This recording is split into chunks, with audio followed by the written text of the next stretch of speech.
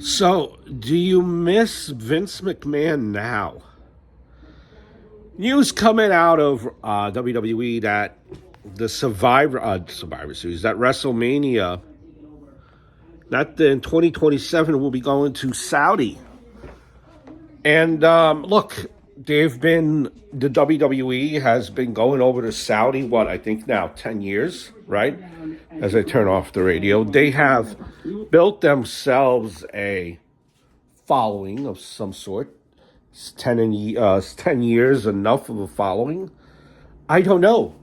But I do know that this is the WWE.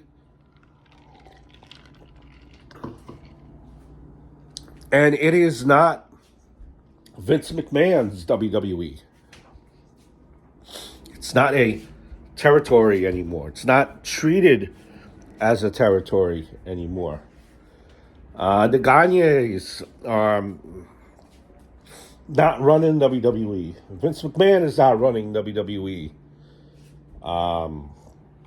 Heck, even Ted Turner's not running WCW. WWE is owned by a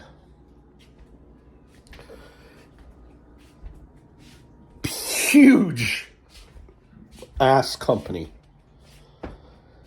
TKO, that has more than one company under its umbrella.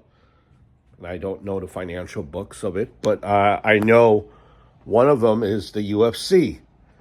And dare I say, safe to say, that the UFC, probably doing not the greatest, doing a little bit worse than WWE, right?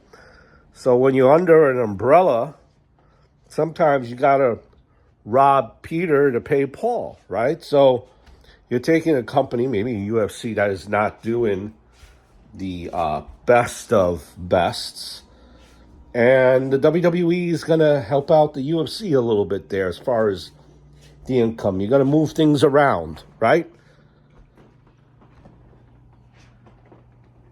That being said, the WWE has a presence not just in the U.S., and you knew that this day was going to come, right? I'm sure. I mean, they're not a local company; they're global entertainment, worldwide entertainment. Now, did you want it to see maybe in England and Canada first? Sure, maybe. I'm sure, right? Or that's where maybe we thought it would be. Heck, I thought it would maybe be Wembley of all places before Saudi. But think about it this way. If Saudi paid the WWE $10 million to have WrestleMania, and England paid $3 million, what are you going to pick? You're on the board there, you're in the meeting.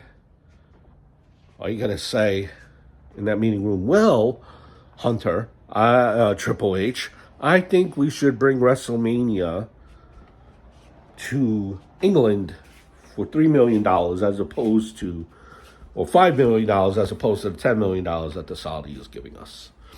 No, it's not going to work that way. They're here to make money. They're a billion-dollar corporation. Money, money, money.